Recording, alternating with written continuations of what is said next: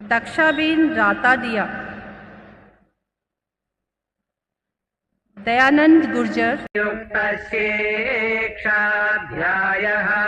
सहनौ यशः सहनौ ब्रह्मवर्चसम्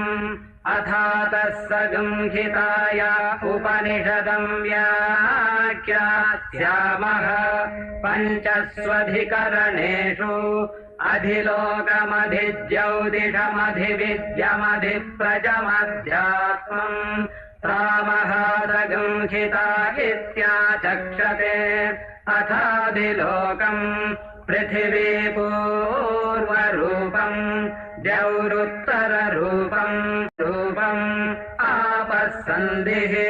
वैद्युतः सन्धानम् इत्यधिज्यौतिषम्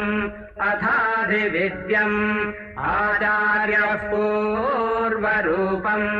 अन्ते वास्युत्तररूपम् विद्यासन्धिः प्रवचनगम् सन्धानम् इत्यधिविद्यम् अथाधिप्रजम् माता पूर्वरूपम् पितोत्तररूपम् प्रजासन्धिः